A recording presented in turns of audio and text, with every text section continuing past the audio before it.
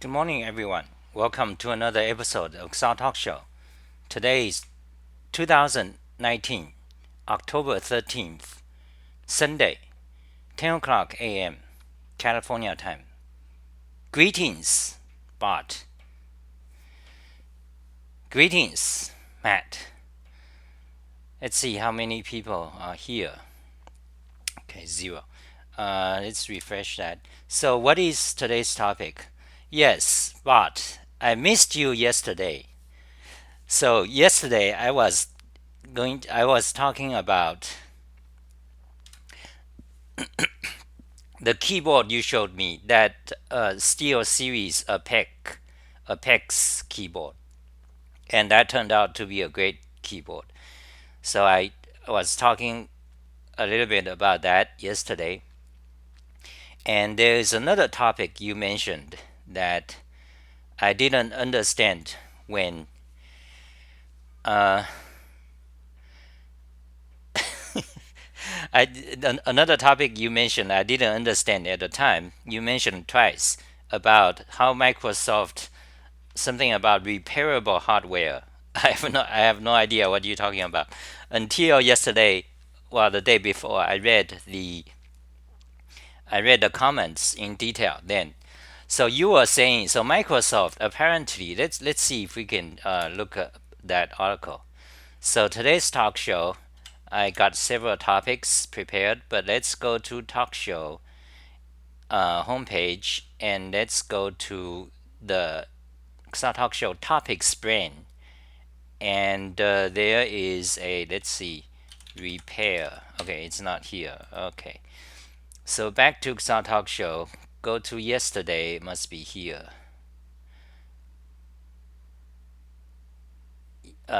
Steel Series keyboard. No, this one. Yesterday. Oh yeah. So there is this article from Microsoft. Okay, hold on a second. Let's change this to live chat. So so all your links will show up. So let's see, Microsoft. So let's show that article. Let's see what it is. Okay, so I get the idea basically. So I think they are saying, nice move, Microsoft. So the article says, nice move, Microsoft. Microsoft says they value repairability. They value repairability. Designs more repairable product. Okay, that's the title. I didn't watch the video. Uh, I didn't read the article neither. But my impression, okay, do they have actually any detail? My impression of this title is just it's bullshit. It's marketing bullshit. Yeah, right. They're gonna make repairable hardware. It's I don't trust it. Maybe it's true, but if we suppose, I mean, the intention, I mean, what they are saying is that Microsoft decided from today on they are going to create hardware, Microsoft Notebook, Surface Book, for example, so that it's more repairable. Like you can replace memory chips, something bad parts, you can replace parts of it, hard disk, things like that. In the past 10 years, we have moved Apple, especially led by Apple, we moved into a situation where they made it so that everything is not repairable, not repairable, not replaceable. I mean, even if you take your Apple laptop, if something broke, you go to Apple's store, they will not be able to repair it. Almost like the only way is for you to buy a new one or get a replacement, things like that. You cannot take it apart, repair, change the battery, things like that. It's that way because Apple makes more money that way. They specifically designed their product to be that way. So I think that also applies to Microsoft products like their Surface Book, their laptops, and there are YouTube video channels that okay, close that. There are YouTube channels that talks about that. There are some very popular YouTube channels. There's this guy, I don't know his name. I So you go to YouTube, Apple repair, okay, And there's also another very popular, hugely popular, few million followers YouTube channel by this guy called Linus. Okay, not the same guy as Linus Torvalds, the guy who created Linux, but another guy whose name is Linus. And he also did a video that shows you, Apple products, Apple laptops, you cannot be fixed, and many bad things, evil things done by Apple. And I remember also, so he's one of the popular video channel that does that. Okay, hold on a second.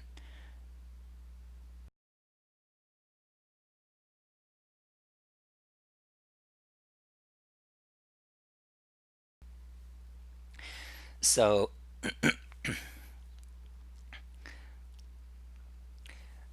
so bottom you says, did I hear correctly that you changed your mind? Yes. So that Apex keyboard, that keyboard has the best key switches ever. Basically, practically speaking, that keyboard has the best key switch ever. So actually, let's go there.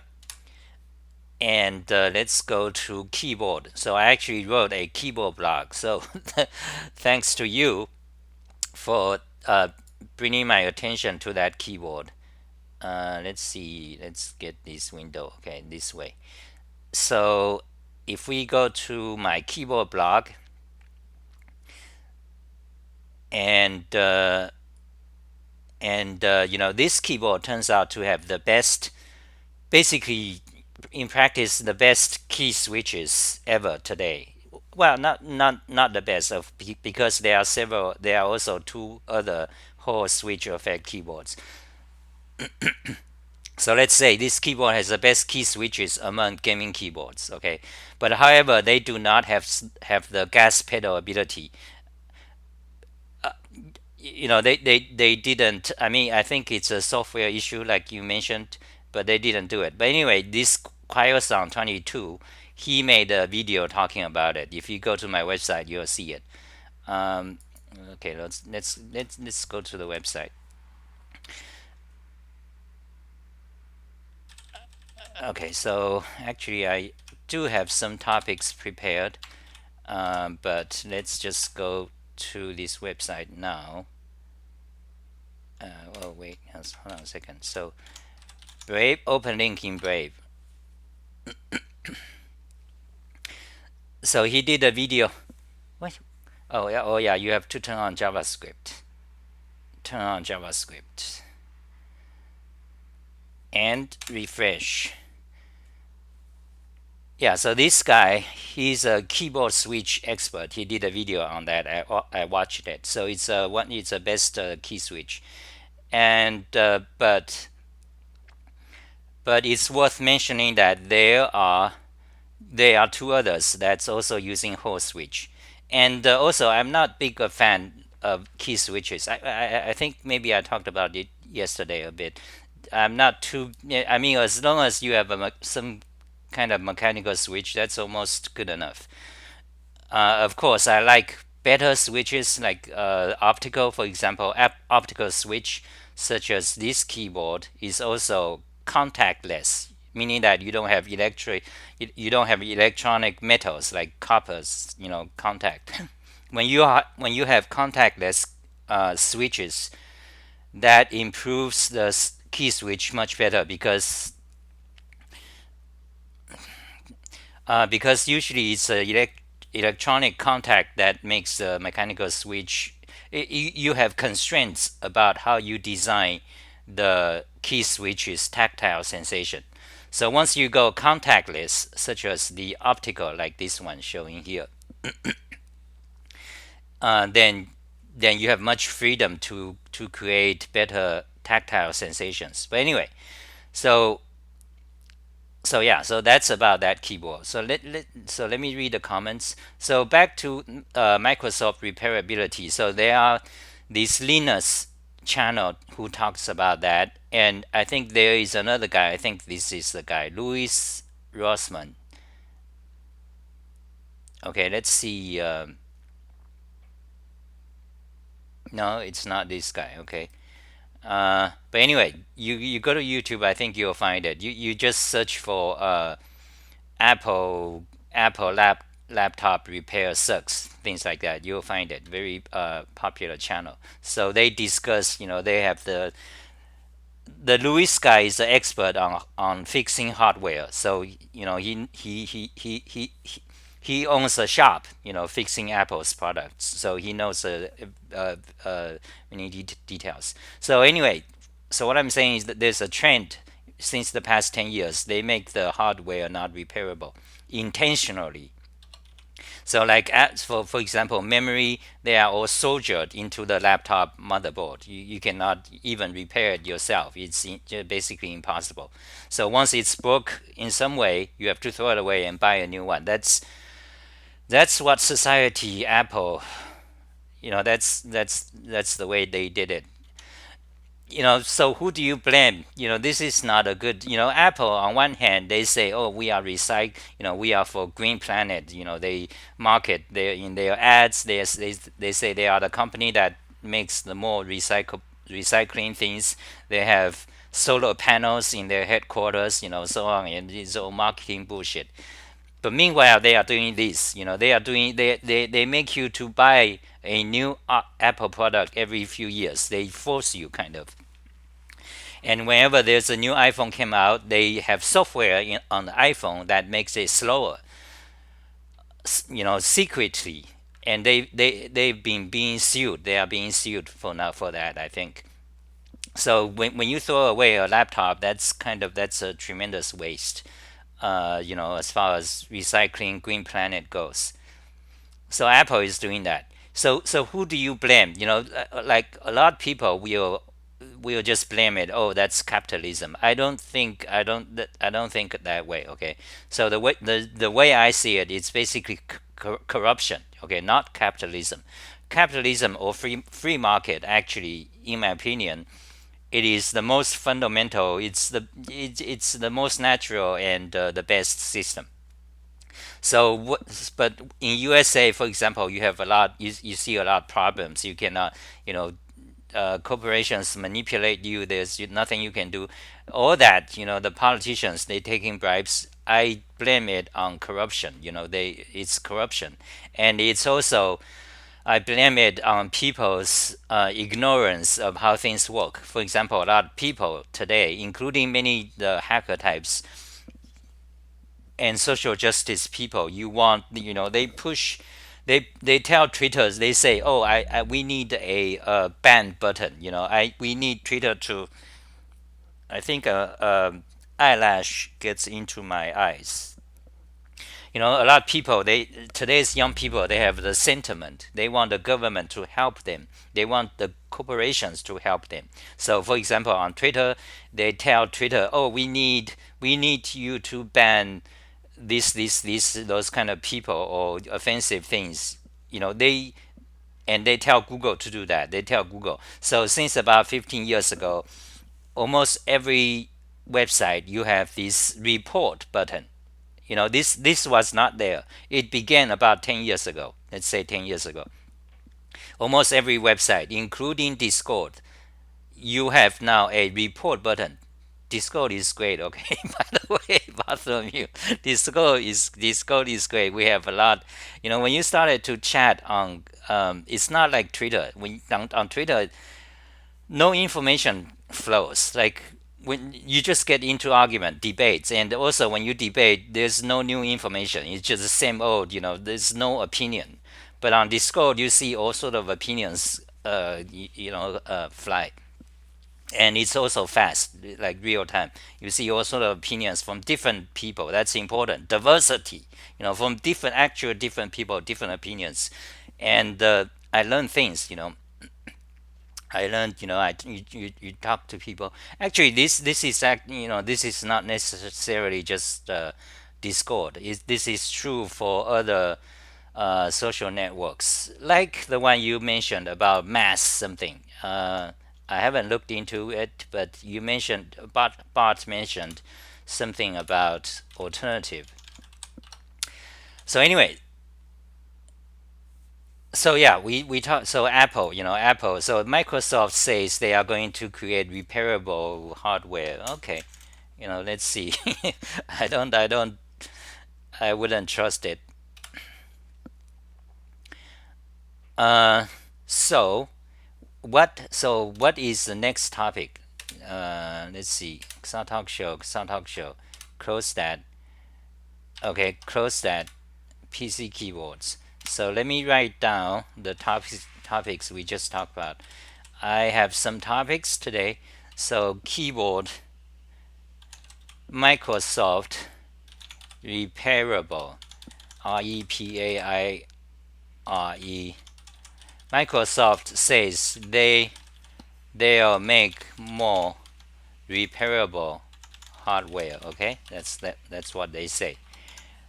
Evil, evil, magnify, show the command log. Evil Apple making laptops. That's not repairable.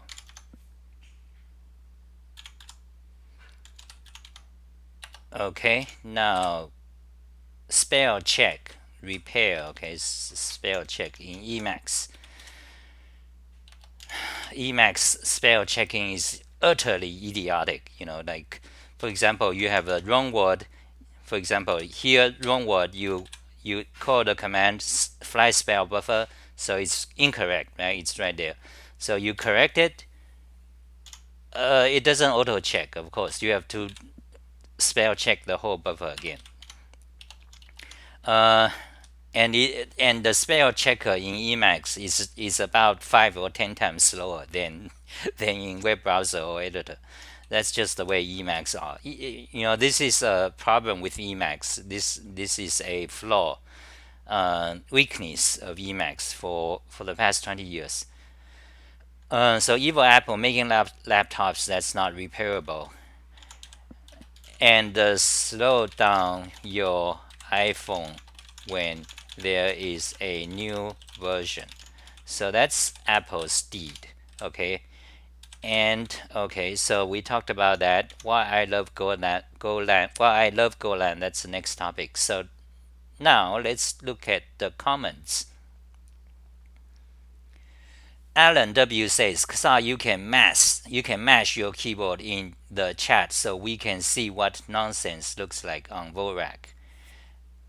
Mash? Like what do you mean mash? Well, my left hand is just that. Okay, my right hand is that.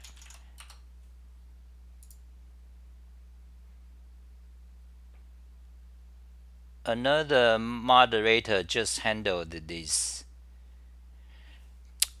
Google started to tell me that. What the? I think I'm the only moderator. Why is Google telling me that? Okay, anyway, let's read the comments from the beginning. I've been talking for 18 minutes. Good. I'm so far in control. Have not lost my mind yet. Like some of the geniuses. In history, some of the geniuses, they went crazy. Good morning, Ztron crazy. there you have it, Ztron crazy. So Bart says, I don't trust any company, but I prefer baby steps in the right direction over big steps in the wrong one. Okay. So do you actually trust what Microsoft says? Microsoft, yeah, I'm not sure about that. So Bart says, by the way, I don't know if you knew, but Louis Rossmann, the creator of this video, is a professional Mac repair guy. Oh, okay, so that's him. Yeah, because okay, so maybe that is the guy. So Bart says not being able to fix a product is one thing, but making it very fragile and purposely make it unrepairable is just immoral. Yes, yes. And Bart says, do you speak about theoretical free market? Because I don't see a single country on earth with free market as described in theoretical. Well, theoretical. I mean, I don't know about So what? How do I respond to that?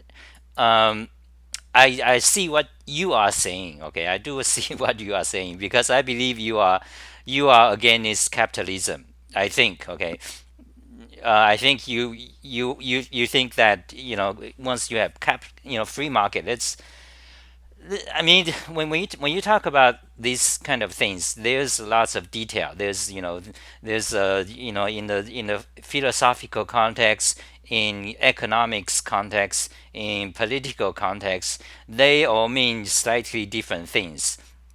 And usually, I mean, and also this is a political subject.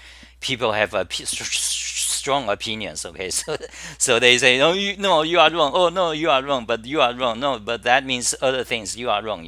So and also the very concept, this topic, basically when the proper context should be economy. Okay, when you talk about, well, yeah, economy, free market capitalism. When you talk about that, truly today, modern society, nobody understand economy. Nobody, unless you study 4 years, you have you have a degree in economics. Then you understand some, just some. There are a lot of economics professors. Do I trust them? No. Do I believe what they say is correct? No. So there are several experts in economy called economists. In general, I don't trust them because in academia, especially in political topics, you have these experts, but they are not. They cease to be honest people. Even though they are expert in this subject, they become like politicians. They get bought out by politicians. Politicians or corporations say, "Oh, I'm gonna give you a few $1 million a year. You're gonna say things that that's favorable to my company, to the system I want, things like that." So economics, experts, especially those you see on mainstream news, the journalist idiots, they often say, oh, professor, something something economist at Harvard, at Yale, says, we this way or that way. That's all typically fake news. Okay, so in summary, modern economics, nobody really understand it. You cannot even talk about it. Forget all the internet people saying about economics. They don't know nothing about it. Okay, that's my opinion, including me. Very few people know unless you study 4 years. You have a major in economics, then you know something about it. Okay, something about how money, stock market. So it's a very complex subject. In modern society, nobody understand it. Then the other thing is, um, also because it's a very highly political topic, so you tend to, whatever your opinion is often not honest, or you are just biased because when it comes to politics, you are biased from person to person. I'm biased towards whatever view that's benefit to me. Family to family, I'm biased towards whatever is good for family. Same thing for race, my skin color. So I'm biased towards, when it comes to Chinese, for example, Chinese people. This is true for, this is just general, the true for everyone. So when you study, even if you have economics degree, you tend to be biased towards your country, towards your country's system or whatever. So this is hard to think to say anything valid about economics. Okay, but but I do have opinions, of course. So I mean, given the situation, then what opinion can you trust? So I to me, free market is basically, so why do I love free market? Why do I think it's the best system, essentially? because, in my opinion, you throw away all the theories, throw them all away, then basically what you have is free market, freedom. Basically, I do whatever I want. I create my Emacs tutorial. If you like it, you buy it. If you don't like it, don't buy it. I can sell how much ever I want. This is a free society. So no force. Remember, no force, no government incentives, no subsidies, all that. Free, absolute free market. So if you want to pay me $3, let's say you want to hire me to write some tutorial or something, you're gonna pay me 50 cents per hour. It should be allowed, okay? Do I want to do it? If I want to do it, I do it for you. If I do not want to do it, I don't do it. My choice, free market, okay? So under this is so what I'm saying is that this is the most uh, natural system. Okay, this is the most, without government, without tribes. This is the most natural. You want sex, I can give you sex. You pay you pay me. Okay, $1,000 an hour. For girls, it's cheaper. Okay. Oh, by the way, I'm not gay. Okay, so that's free market. That's prostitution. It's free market. Well, when it comes to prostitution, there are also other issues, social issues, because certain things, for example, you don't want people to allow to sell bombs, for example. God, I shouldn't mention that word because then the Google censorship is gonna. Um,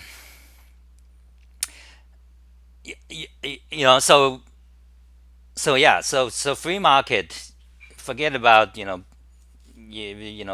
weapons and sex. That involves other things. But anyway, so I think free market is the most natural. So it's freedom, of individual. That's one thing, the most natural. Okay, without government.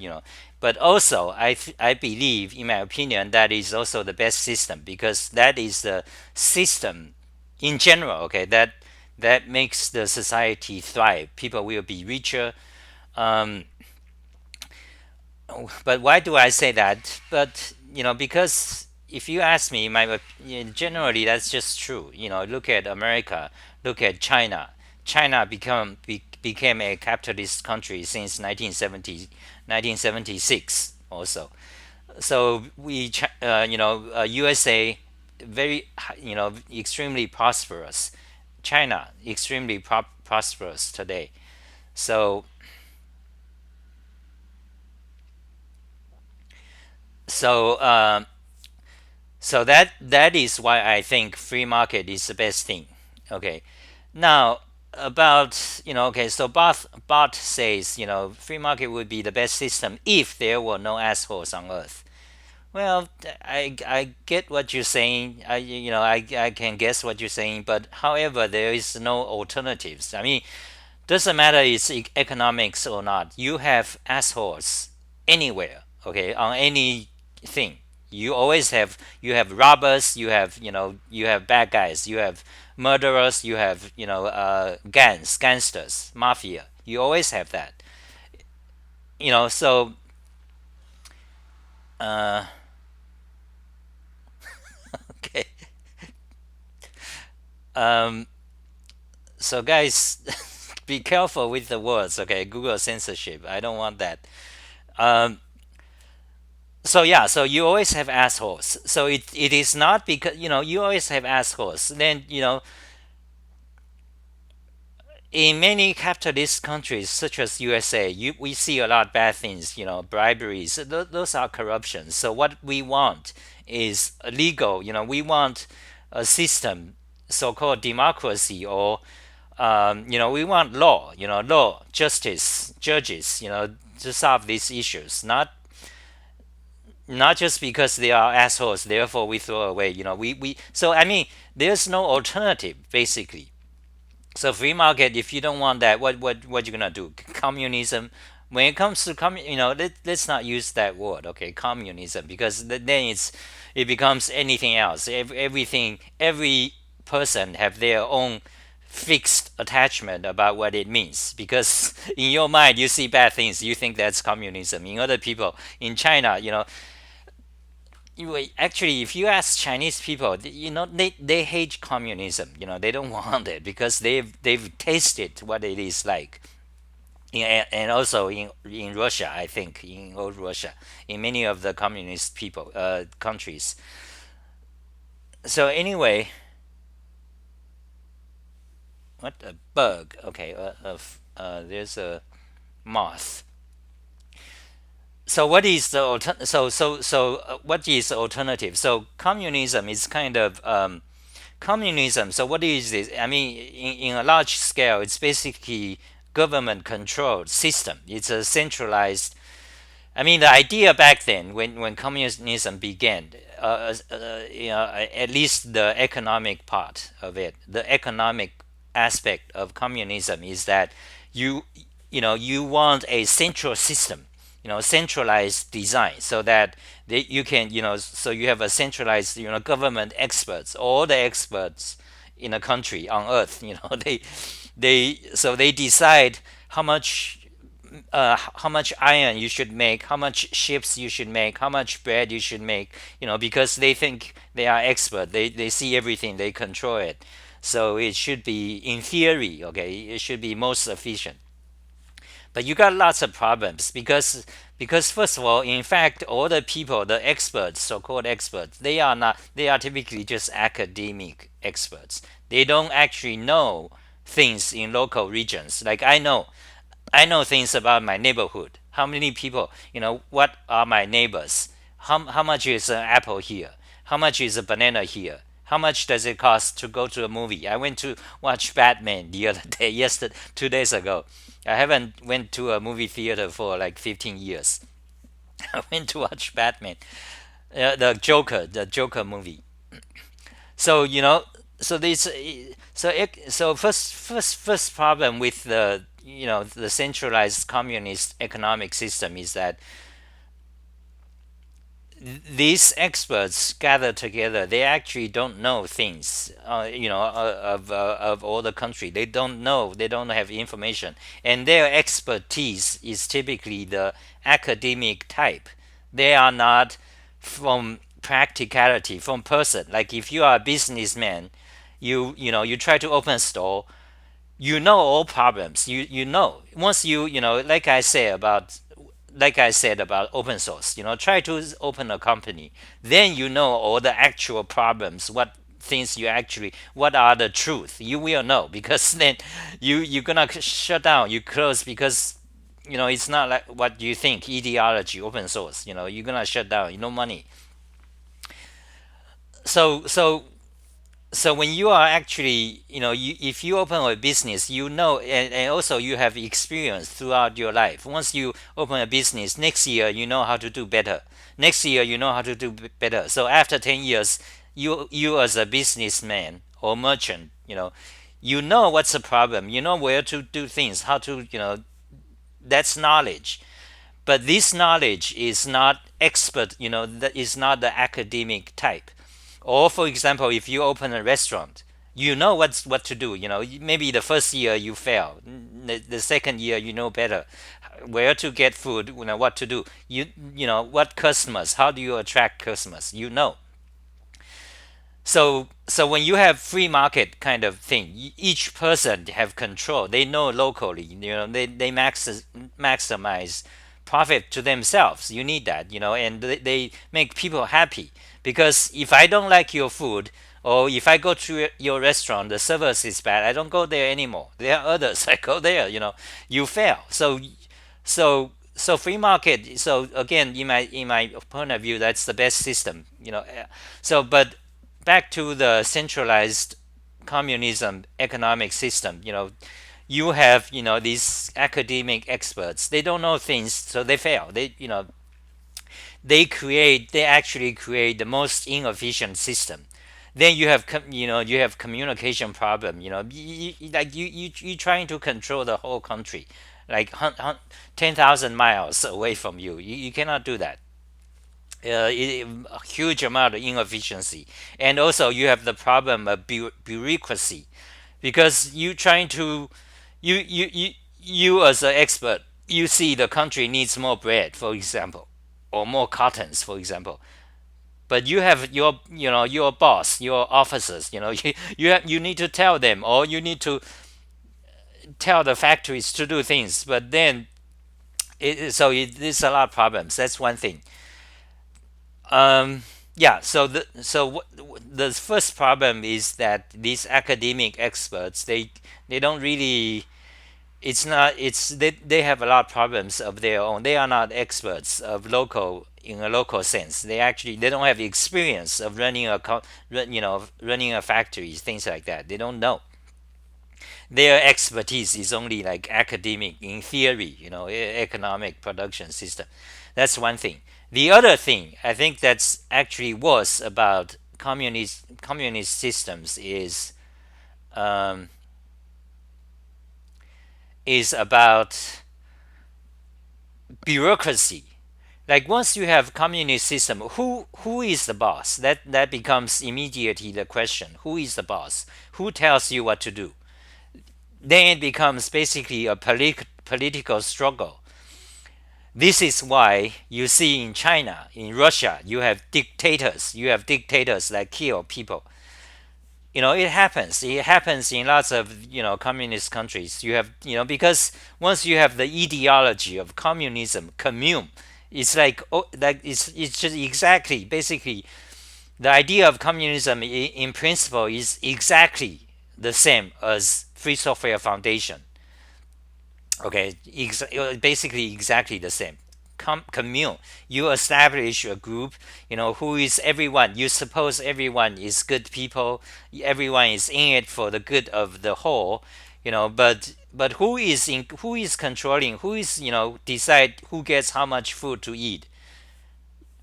In free software, the boss is Richard Stallman. He doesn't do anything. He just say, oh, we need to have free software, and then he get money, but not everybody else, not me. I've been doing open source free software because of the I use the GPL license for plus 10 plus years. I don't get food.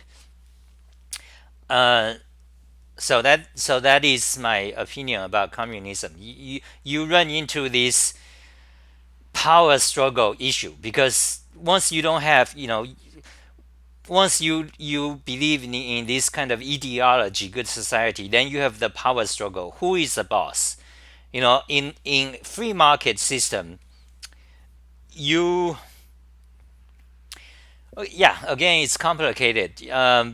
It's complicated topic. Okay, so in general, I don't believe in. I believe in free market is the best thing. Okay, so that's a major digression, and that makes basically today's topic. Uh, so let me write down why I think free market is the best system. Why I think communism is the is bad. Okay, I mean, besides communism, what else system you gonna use? I mean, maybe then we get into philosophical theory or history of the world, or um, history of the world, or maybe we have feudal system. Maybe we have oligarchy. Maybe we have uh, family controlled system, or maybe we have gangster controlled system, mafia. So what is the alternative? Or you could have, then some people, I know many of the free software type of people, or open source, they want anarchy. Anarchy. That's another thing. So anyway, these political systems and philosophies is fairly really very complex. You cannot really make sense just by talking which is the best. That doesn't make sense at all.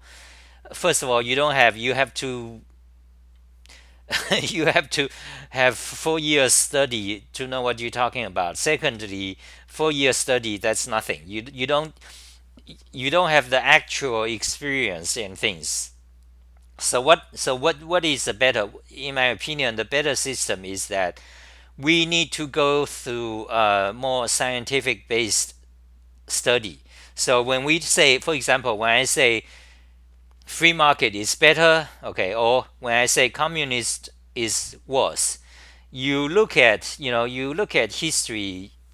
There are countries or regions that have practiced those. Or for example, one of the hot topics is minimum wage. Minimum wage.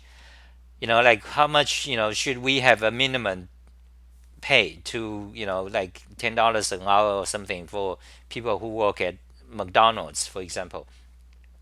You look at in practice, many in history in different countries, we in many of these theories we have done that, and you can study them by statistics. That's controversial, but by many means, there's just so many means, scientific means. You can look at them, then actually you can actually do find out which is in general better. So for example, minimum wage, that's another hot topics related to free market, or socialism. Okay, in general, when you have a minimum wage, when government says that, basically, then you lose jobs. Like if I'm a restaurant owner, I hire 10 people, for example, cooks, waitresses, butlers, dishwashers. I was washing dishes for like 2 years, about 4 years ago. That's how I met my roommates. I wash dishes. Then so before minimum wage, I can pay whatever I want. And if you like to work for me, you get a job. If you don't like it, if you think the pay is too small, you don't take the job. Free market. So suppose I hire 10 people.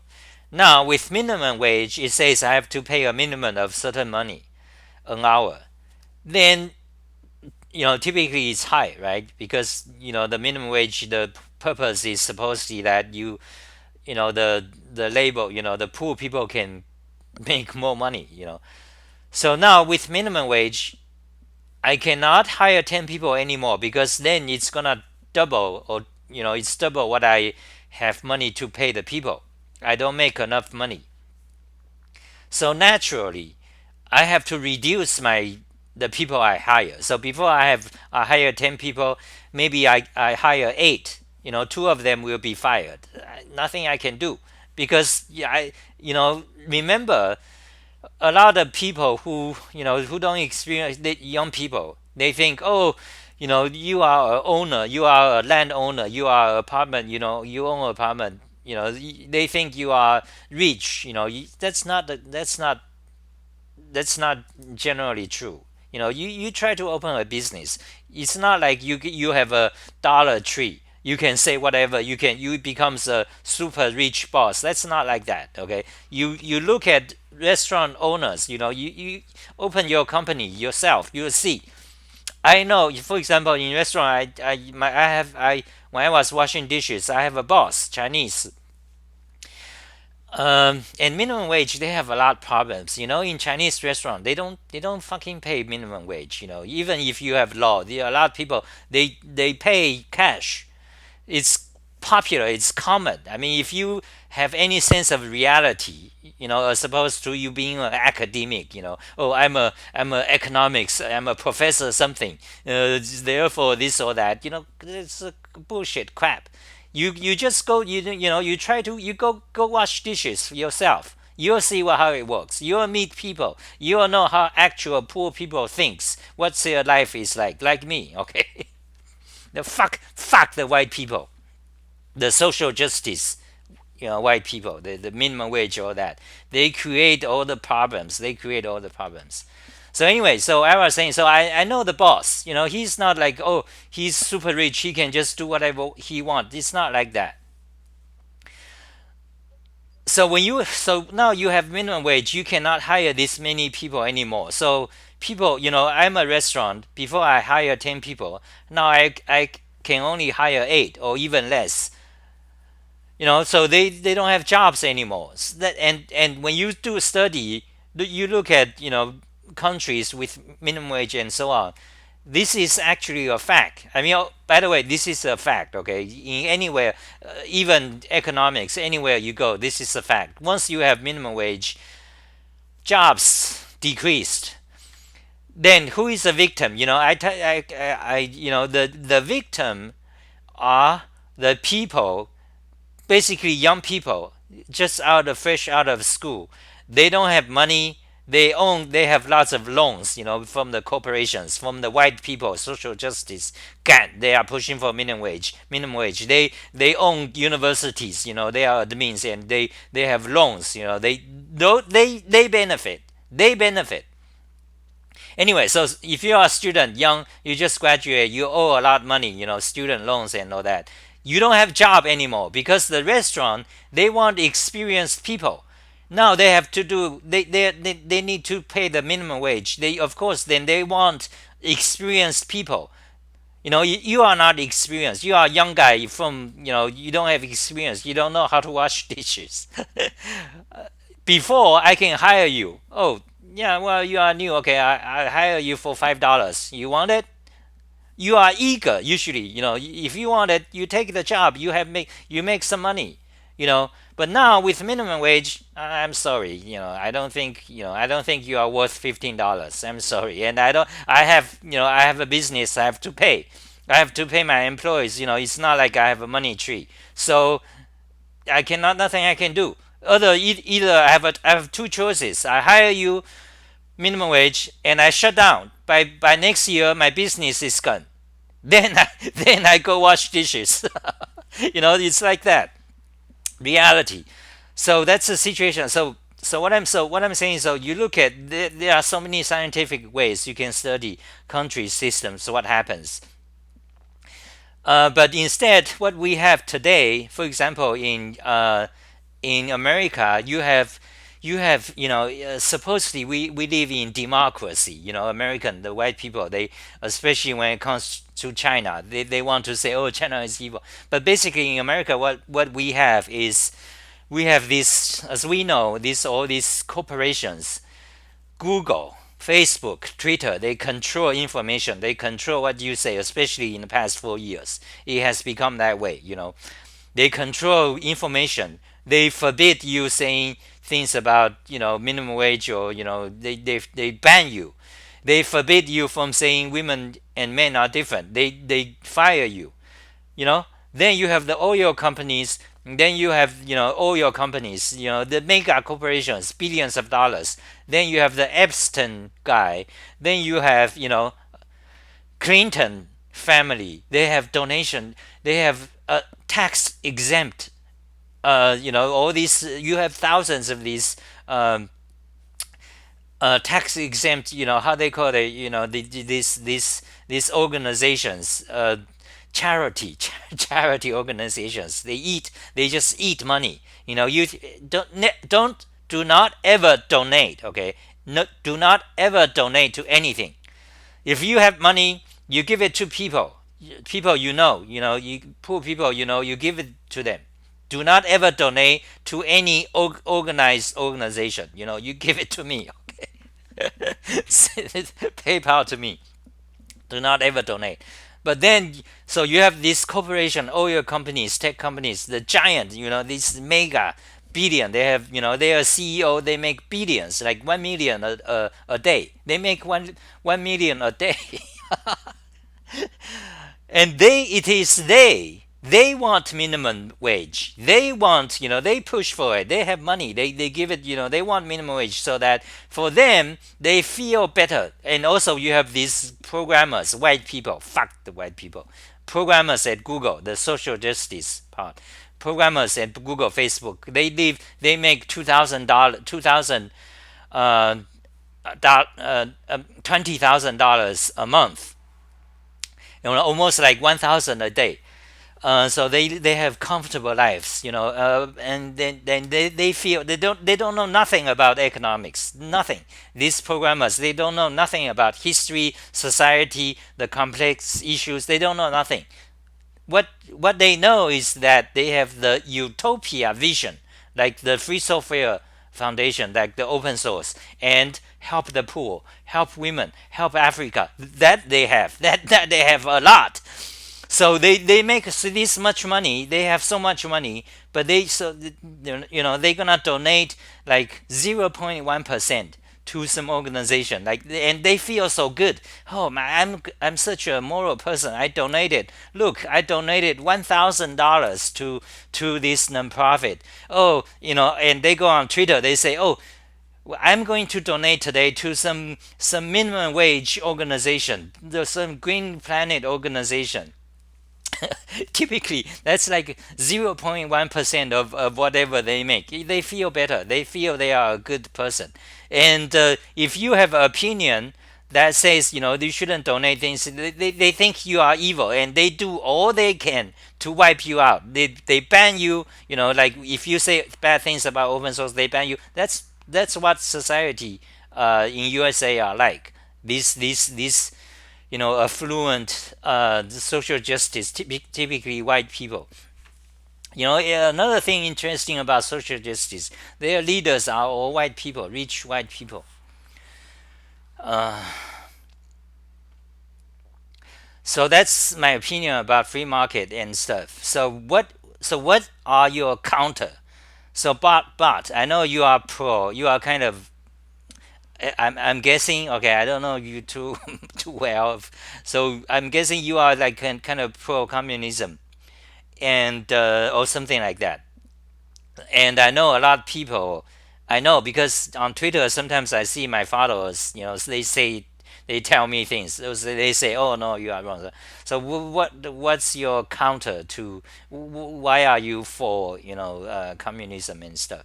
And we can talk about that, because then today the topic is gonna be, that's gonna be that is the main topic for today. So let me read the comments. Uh, so do you speak about the theoretical free market? Okay, so we talked about that. Discord is great. So Discordian disease has gotten you to what lost you. It's just useful. I mean, so what is your suggestion? You didn't you should have suggested, like say something that I can do or something, and sometimes I think there's a misunderstanding, uh, because for me I'm talking, so I can talk 10 times faster than you can write. So there's a misunderstanding part, because you 2 days, like in the past 3 days, like you were saying, you cannot post links, but there is one thing you said that is just false. You kept saying a few times, that you never seen live URL posted. That is just not true. So I didn't, so I don't know, like what are you saying? But if you said instead, if you didn't say that, then maybe then maybe I would have looked earlier, because right, because I mean, to me, I didn't. I mean, the technology gets complicated today, so I didn't notice the live chat stuff. So Discord, to me, um, I find it okay, because why? Because I have not been into these chat rooms. I know there's a lot, like I mentioned, the exponential technology growth. There are so many new things. Not like 10 years ago. You only have, Hacker News, Reddit, and maybe you have IRC, you have Newsgroup, and that's it. Today it's like there's so many. You can't even keep up. And I haven't been, even if I try to keep up, you cannot. So there are so many. Israel, there's another guy who follows, Israel. Uh, he also knows, many others, but you cannot keep up anyway. And it's not like, and each time you go to one of these, you have to spend time to learn it. You have to, for example, at least for me, I have to read Wikipedia about their nature. Typically, that's what I do. I look at who created it. I want to know the background typically. Then you try to use it. Then you have to register another password to remember. Then you have to learn how to use it. What, like, you have to learn the user interface. So it's not, it takes a lot of time.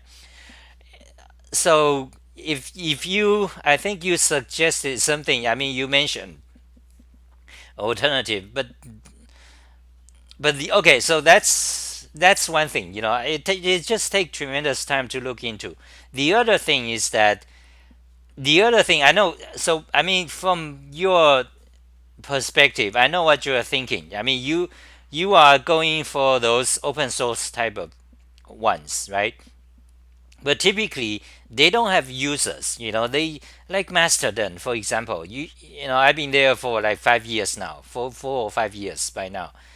It sucks in every way. This open source sucks. The features, the user interface sucks in every way, and it breaks down every week. Every week this instance cannot post. Oh, and every time you make a complaint, you have an army of open source people. They attack you. They say, oh, you should. Then it's open source. Where is your code? Then they, like, you cannot even criticize something broke. You get attacked. This ideology. This happens. So the product is lousy. It's very bad. Then you have the open source ideology. People are thinking, on Mastodon, they are thinking they are going to replace Twitter. These brainless, completely lost. They brainless. They not brainless. Like they are out of touch with reality, because you have people on Mastodon, and I don't know if you believe me or not, you guys. Okay, you have people on Mastodon. Whenever there's a new wave of news about Mastodon, you have people, open source fanatics. Typically, literally, they try to compose. Hey, new people who join Mastodon. Here are some tips that can help you to to avoid Twitter or something like that. You have a lot of that people. They genuinely, they think they think Mastodon is going to has the potential to replace Twitter. These complete idiots, fucking unbelievable, unbelievable. Just like some of the Emacs users, or Linux fanatics, complete idiocy. Then when I mention some technical actual problems, for example, instance going down, or some user interface that's totally idiotic, then they don't see that. Then their reaction totally, like, they don't see that as a problem. Then their response is like, where's your code? My god, this is open source, you should contribute. Like, they totally ignore the actual problems of getting Mastodon to become popular. Like, they don't see it. These open source fucking fanatics, their brain doesn't work. They don't see it. Instead, all their response is that, oh, this is open source. You should support it. You should file. You should. Where's your bug report? You should this or that. This or that. And your actual valid criticism, nobody actually respond to it. It get buried. Okay, it's like that. Now, I know what you're thinking. You guys may say, "Oh, yeah, but that's Mastodon. That's not whatever you want to push." This is true across all these open source kind of products. It's all across. So today I try another thing, and another problem is, okay. So I try whatever you guys say. Okay, whatever open source chat forum. Okay, I try it. Then next year, Microsoft bought it. What you're gonna do next year? Microsoft bought it. Then the cycle start all over again. Next year Microsoft bought it, like GitHub. Then everyone is like, oh, let's switch. What's the best one now? Microsoft bought it. What's the next one? You forever, like I said before, forever in this niche, idiotic niche group, go nowhere. Meanwhile, 99% of society is going, the corporate crazy, corruption. Google, Facebook, like that. Okay, so do I make any sense at all? Uh, so so I would like, it'd be great if we. I mean, so I mean, I didn't mean to start a flame about open source, but I was just talking about Discord. For to me, I mean, you know me, right? I've been in open source for 30 years. But to me, Discord is just something works. Let's just use it. I mean, that's kind of that's what I'm doing because good morning, Lakasaka. So, how long have we been talking? For 1 hour. So, what is the next topic? So today we just been talking about a little bit about keyboard.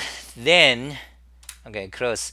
One problem with Brave. Right now I temporarily set Brave browser to be my main browser. But one problem is that whenever you open a new tab of the same page, it does not automatically show just one page. So you will have duplicate. So that's a problem because I show it in browser, it opens the same page. Then in Emacs, I show in browser again, it opens the same page again. So pretty soon I'll have like 10 duplicates of, I'll have 100 duplicates of the same page of different pages. So in Firefox, I have a extension that close duplicate tabs. And in Safari, they also have that feature automatically without installing extensions.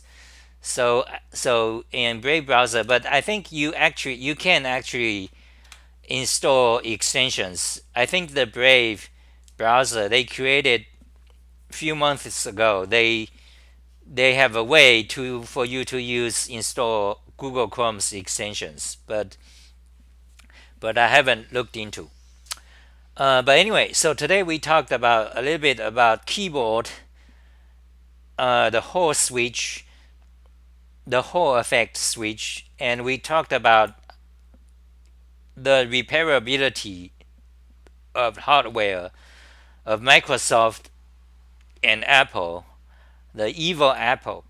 Then we talked about free market versus communism, stuff like that. Then so basically that's we've been talking about. So Alan says, do you make much of paper books? No. Any opinion on analog stuff? Film cameras, record players? Yeah, I do have a lot opinions on that.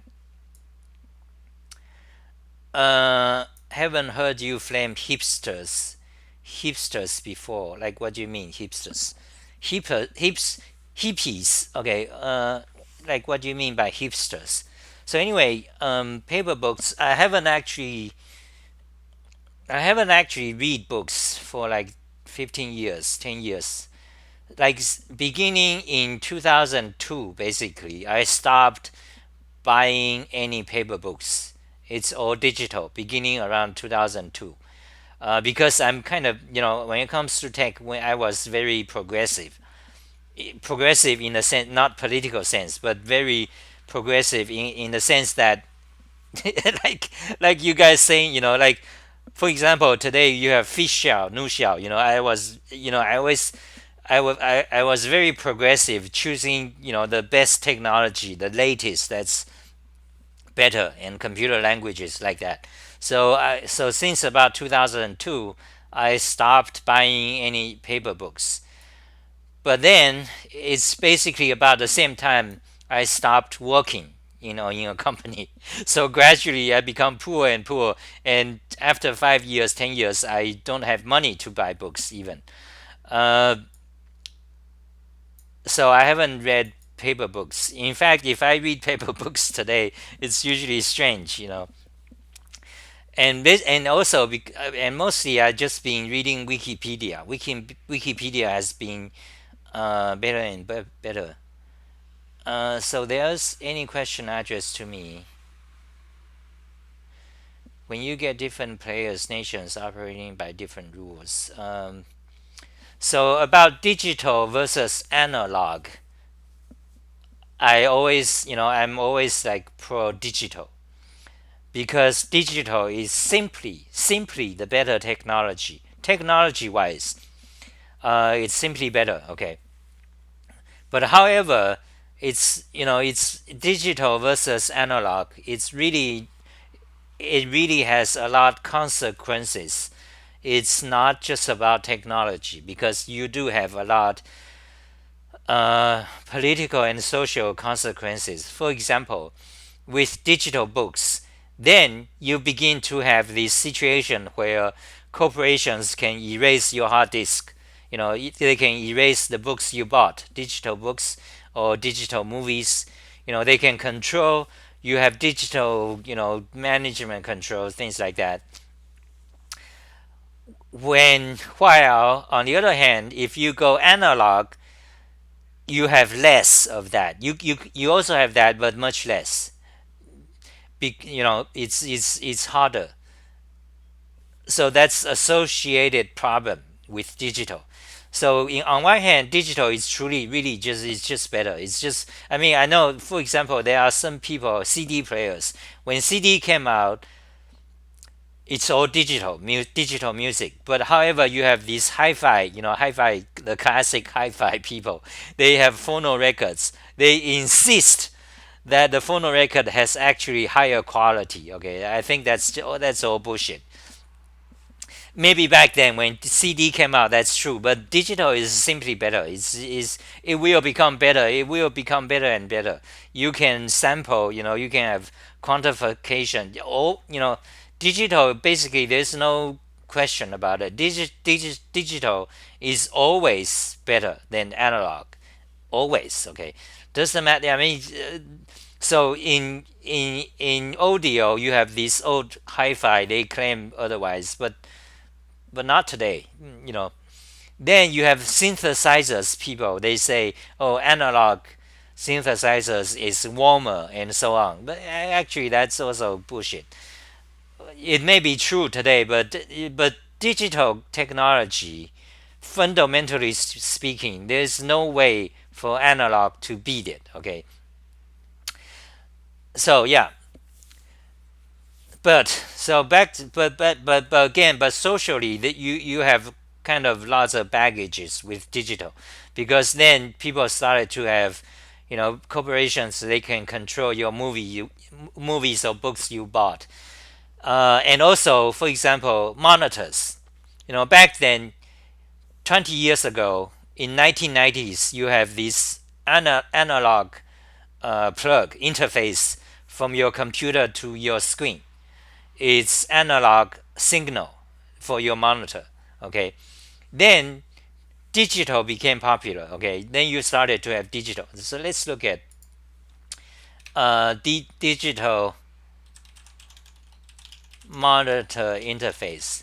So I think there's an interface called DPI. That's the earliest. Yeah, DVI. Okay, this is the earliest interface between your computer and your monitor. DVI interface. This began around 1999. So this is the first one. So this is, you can see it's actual plug. So when it came out, back then I was working at companies, so I have money. I'm a yuppie. I'm a programmer.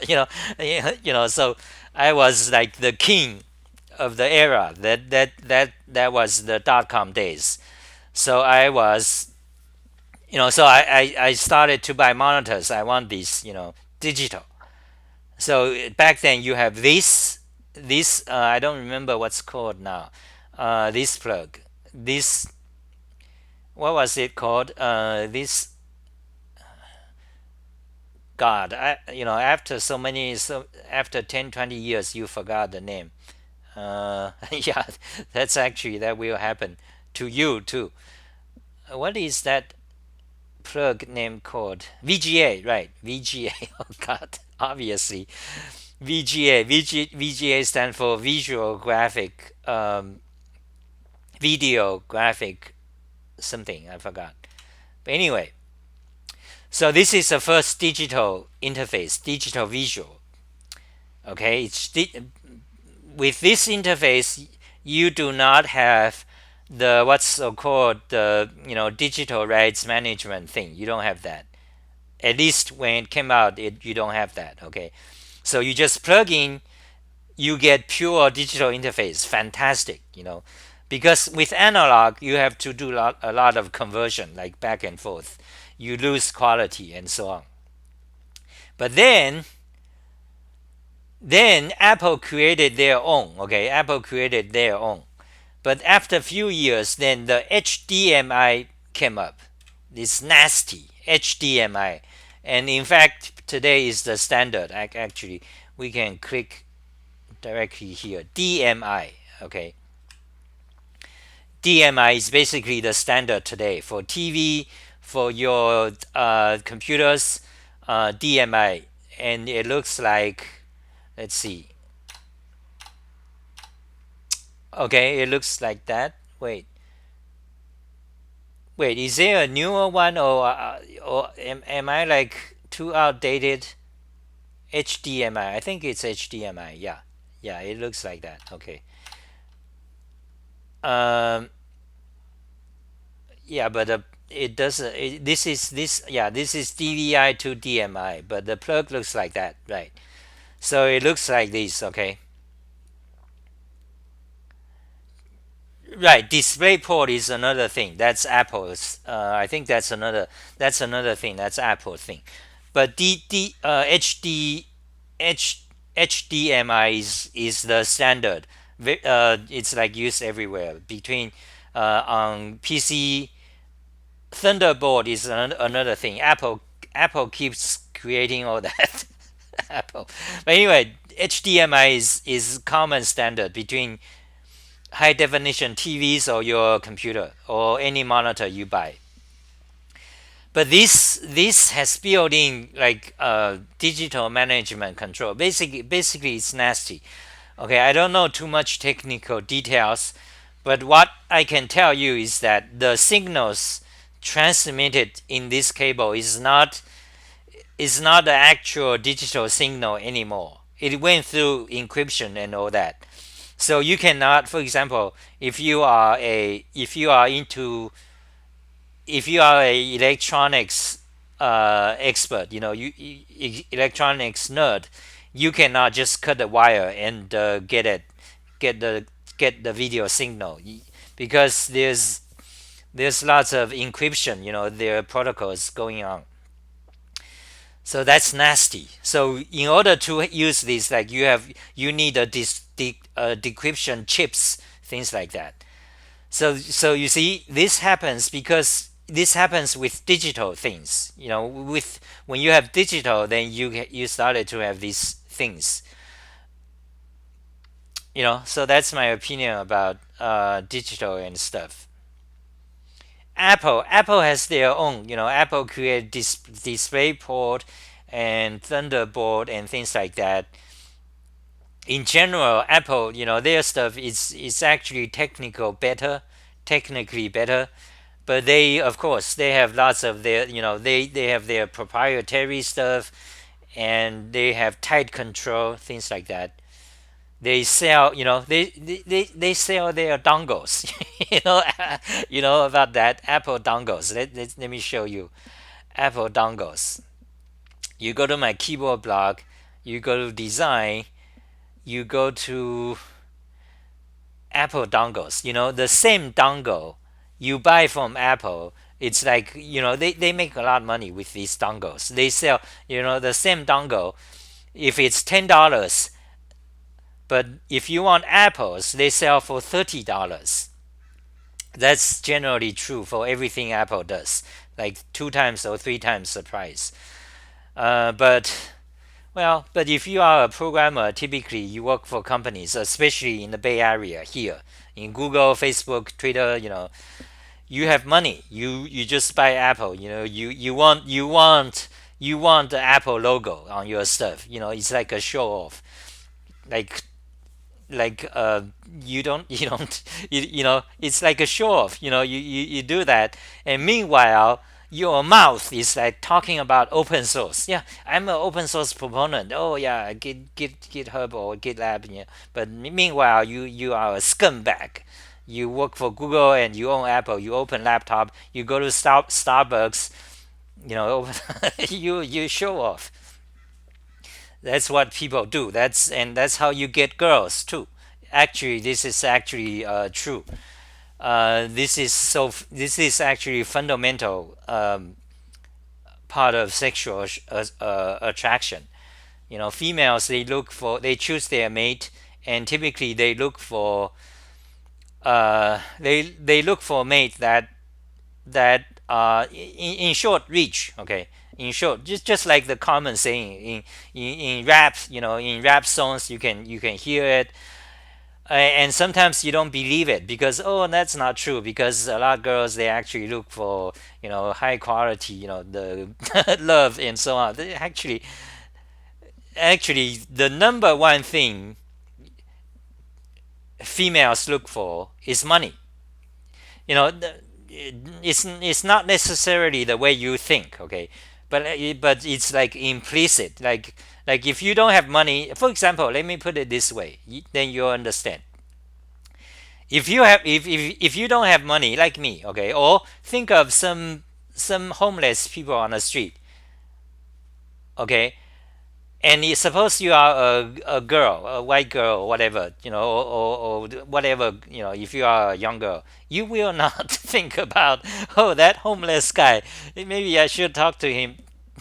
Okay, never. Okay, it's like that. Okay, money. So when you see a guy, a young a guy at Starbucks, opening laptops, oh, my Apple stuff, and driving Tesla and stuff, then maybe you'll say hi. Hey, I haven't, you'll start to say hi.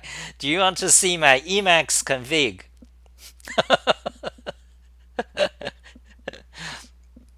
Money. Uh, so I think that's it for today. So DP says, I discovered that I read your website back in 2005 or 2006. Oh my God. Flat World. Then Alice in Wonderland. Great reads. Wow. So you have been you have been reading my stuff since long time. What motivated you to put these texts online? Do you have more? Well, because let me comment something else. So, you guys know me, but I don't know you guys. That's one of the issue with being popular. I'm not exactly too popular, but I'm somewhat well known among some communities like Emacs. So I so you guys know me, but I have no idea who you guys are. So like DP, I don't know. So now I know. Okay, so you've been reading my stuff for a long time, but all of you, like, I have no idea at all. So sometimes that's a issue. Uh, so anyway, so thank you for checking out my website. And about okay, so about that, now it's on my Wordy blog. Okay, so why do I put up, for example, if you go to search for Xali Wordy English, then you'll find my literature, linguistics, writing related blogs. So this blog says the lure of vocabulary, the depth of literature, the question of style, the logic of linguistics, the yields of English, and the cure by writing. So that's my tagline. So in this, you see a collection of classic literature. You have Arabian Nights, you have Flatlands, you have Time Machine. These are basically world literatures, very popular. So you have A Modest Proposal, Eating Children, that's been talked about on social media in the past weeks. Eating children. Oh my God! Today you can't believe what's coming up. Jonathan Swift, Eating Children. Then you have Little Red Riding Hood, which is basically a sexual story. By the way, if you read the Little Red Riding Hood, you want to read the original, okay, not the later versions. You want to read kind of the original. By the way, so I every time I put these up because I read them and I'm interested in them, so I wrote about them. And I also looked into them. For example, what is the background of this story? Where does it come from? Little Red Riding Hood. Who wrote it? Things like that. So in this case, the Little Red Riding Hood, it began. I mean, it's not like one author wrote it. It's not like that. Rather, it came from folklore. Then a writer collected kind of like that, edited it, and made a version. So this version, Charles Perrault from 1697, you kind of consider it as original. There's no, I mean, because it came from folklore, so there's no one author. But this one is kind of like the original that began to spread. So when you read them, you usually you want the original version. So anyway, so what's about this story? This Little Red Riding Hood is very much sexual, and when you read it, so this is 1697. You read it, you can also learn history. Okay, so you can see how like this is 300 years ago.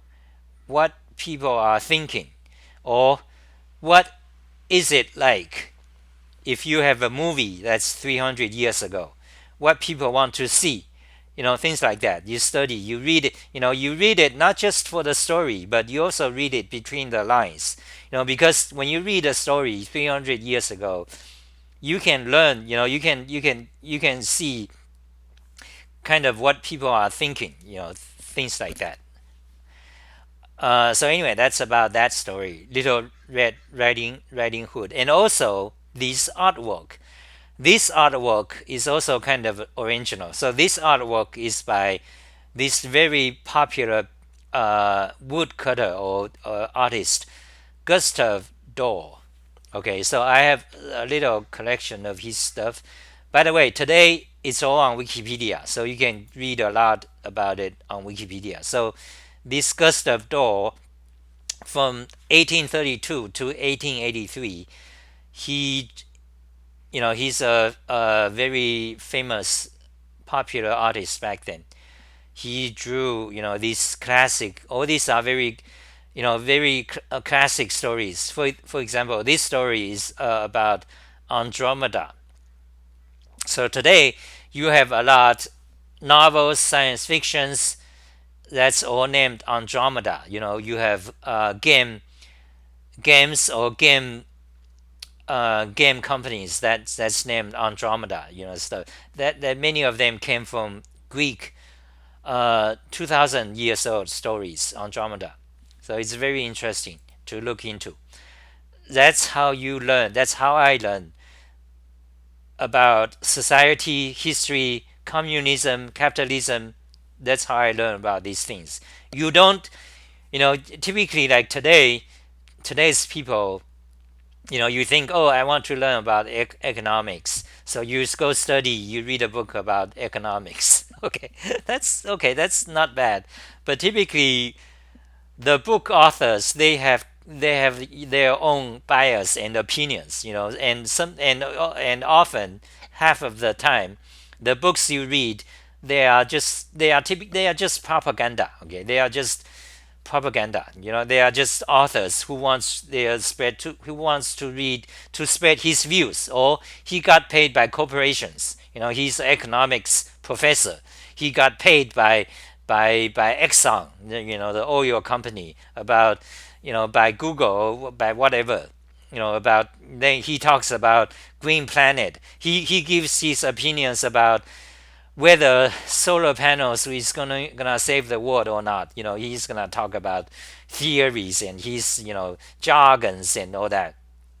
So that happens a lot. So so another way to learn about all these things is you study just different things, like you look at this Greek mythology, this author, this artist, painter, and this story written 300 years ago, not just this one, and from different authors from different countries, and Greek mythology 200 years ago, you start to get a picture of humanity. So what is the general situation? It's like that. So that's kind of how I learn things, because I don't have a college degree. I went to community college over here, back in 2000, back in year 1991 to 1993. Community college basically means it's very cheap, and basically that's equivalent to the first 2 years of university. So I did that. I don't have a degree. So but since then, for the past 20 30 years, for the past 30 years, I learned things including math, programming, on my own, and also about kind of history and humanity, philosophy, literature, writing, on my own. I started to read, for example, these kind of literature things starting around 2002. That is when I read them. I also annotated all these. Okay, all these on my website. For example, let me continue. To Build a Fire. This is a short fiction by Jack London, American author, very popular American author. Jack London, To Build a Fire, which is a great story, short story. You can finish it in 20 minutes. Great story. To Build a Fire. Then and many other famous stories. So, and I annotated them. Gulliver's Travels. This one is actually very boring. I read them. I also annotated them. Takes tremendous time. So let's see. So you can see my annotations in these boxes. Displeasure. So let's turn on. Okay, so you cannot turn on JavaScript. But anyway, Gulliver's Travels. I find it super boring. But what I also learned is that in Gulliver's Travel, this is written in 1726. Okay, it's like 300 years ago. When you read it, you can see, again, that, like I said, you want to read the original version, not the children's version or the watered down version. Okay, those are all kind of, they are not Gulliver's Travels anymore. They are completely different in nature to the original work. Like completely different. They are not about what the author is trying to say. So for example, Disney will have lots of stories like about Gulliver's Travels, about Mulan, about the Asian Mulan, about Punta Honta, the Indian, it's all fairy tale. It's like all, it has nothing to do with the original story whatsoever. In fact, it's basically like American propaganda. Basically, all the stories, the about Sinbad, about Aladdin, the Disney stories, like they are kind of like Americanized, very much Americanized things. Like they removed anything from the original culture. It's like totally removed, Americanized. It's like, so if you watch Mulan, or whatever Chinese story Mulan, I can tell because I'm Chinese. Or if you watch Aladdin, which is about kind of Middle East culture, the Disney's version Aladdin. What you see, what you see is American heroes, American story, American culture, American ideals, like the democracy, good versus bad, what is good, what is bad. Everything is American, except except the characters. The Mulan will dress in Chinese, Chinese whatever, the Chinese sword or Chinese, and we say, and the American see it, and say, oh, that's Chinese culture. Then when they see Aladdin, everything is American except they're, they wear two, turbans or whatever, and that's Islamic culture. Oh, multicultural. We need to support multicultural. It's pure white fucking American. Okay, that's all the Disney thing. So anyway, back to Jonathan. So I have actually, so you can see I have. You want to read this? If you want to read Aladdin, you have to read this one by Sir Richard Burton. I did a video talking about this.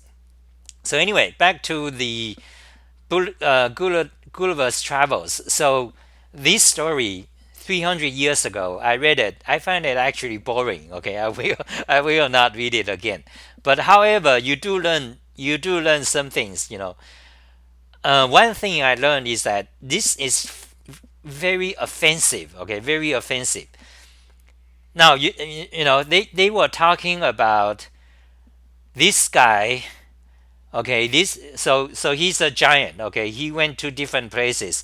So you have some places that's small people, little people, like few inches. Okay, so in one of the story, one of the scene, I don't remember where.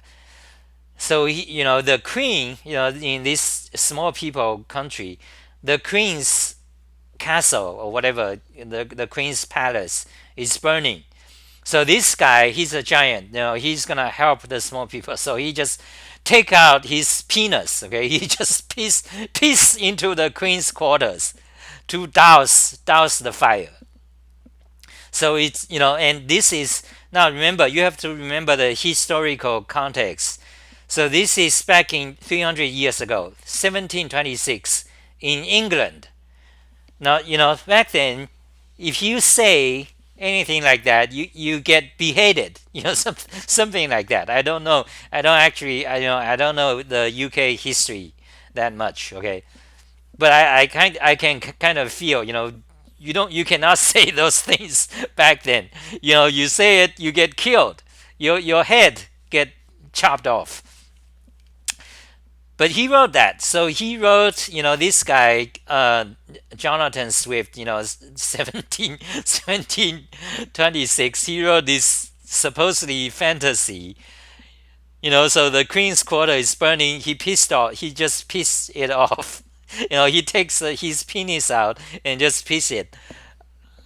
And quite a lot. It's a sarcasm. Lots of, so you can go to Wikipedia, then you can read about the context, then you'll see what the author's intentions, things like that.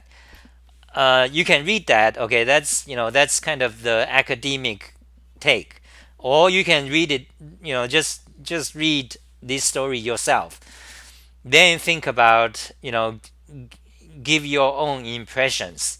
Then after that, then you can go read Wikipedia about what supposedly scholars say about this work, and things like that. You form your own judgment first. So that is why I created this. So beginning in 2002, I started to spend years. Many of these takes a year. For example, this one takes a year, 2 years. I did this throughout several years. But if you do it full time, it takes a year to annotate things like that. So I spent all these years reading about these and annotate them. Gulliver's Travels and the tragedy of Titus Andronicus. This one by Shakespeare. So that is why I did them, because I enjoyed the stories. That is like that. So I think that's it for today. Anything else? I think I've been talking for 90 minutes, I guess. Yep. So that's it for today. One more minute. Any questions? I'm gonna shut down. Thank you for putting stuff online. Thank you. Okay, so this is the right time to mention, if you like my work, PayPal. Okay, PayPal, Patreon, stuff, Amazon gift card. You go to xali.info. I have Patreon links, things like that. You don't have to, but if you work, then you'll be good.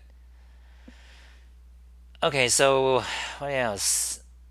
Uh, so did I miss any comments? You should read up on the difference between digital and analog music. What do you mean?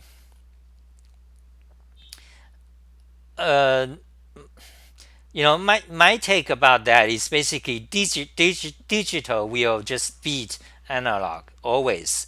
You know, like back in 20 years ago, you have quibbles about digital. They sample not they'll just actually be better as we if not, it's for music. I think it's already better. It's already maybe not CD, okay, but yeah, um because if you study these issues mathematically, there's no way analog will be better. No way, because you know, yeah.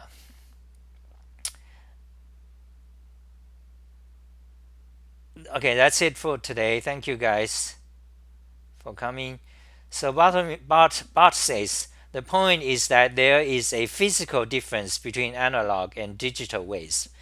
No, no, because for example, in digital music, you can always actually it is true today.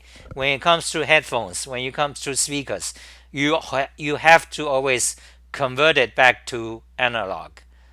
So then you got analog. I mean, in the end, it's analog. There's no way to create digital wave. I mean, yeah, because the sound, the molecule, the sound, the sound is from basically shaking of the molecules, kind of. So in the end, you convert it to analog. So, but uh, there is no way to convert from digital to analog. Mm, well, I think you are true. You are, you might be right. I mean, what I'm saying. So if you are a expert on this, on audio, suppose you being a audio engineer for years, and also you are a hardware engineer. So suppose you are a master. You know about you've been running a audio studio for recording music, and also you happens to be a audio nerd. You happens to be a electronics nerd. So actual the resistors, the ohms, the electronic circuit, all that.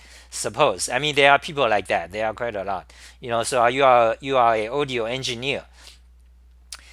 Suppose you are that person, and I can, I think I can see that some of those people will say audio is better in some way, okay, but I would say not all, because when it comes down to fundamental principles, there's no way to beat no to beat digital.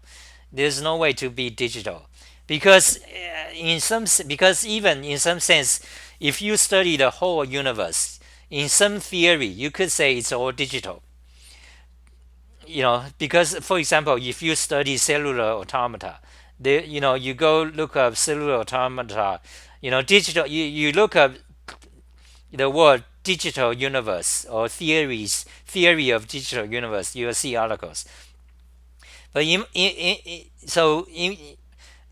my my take is kind of that if you go by principle, there's no way to beat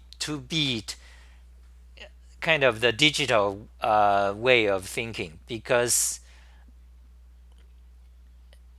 once you have digital, it allows huge amount of possibilities that's otherwise not possible. uh, yeah, there's a physical difference, yeah, but okay, that's it for today. Thank you guys for coming. So one more, digital wave always wear down to ones and zero. Analog waves are always gradual. Yeah, but the problem with analog, you see, but the problem analog is that we cannot. It's not precise. We have lots of problems. When you have electrons flowing through the circuit, or whenever it's not digital, you lose quality. You have lots of problems. If you want to boost, if you want to boost the signal, if you want to, anything you do, or even if it travels a long distance, it loses quality. It lose, you have lots of problems. And also, yeah, you kind of like that. Uh, we are talking about, no, yeah. So yeah, it also depends on what kind of product are you talking about. Okay, that's it. That's it for today. Okay, I think, yeah, 40 minutes. I'm getting tired too. One hour and 40 minutes. Thank you guys for coming. Thank you guys for coming. That's it for today. Bye, guys. That Yeah, digital versus analog. That's interesting. So maybe we talk about that tomorrow, because then there's other things interesting about piano, about synthesizers. Bye, guys.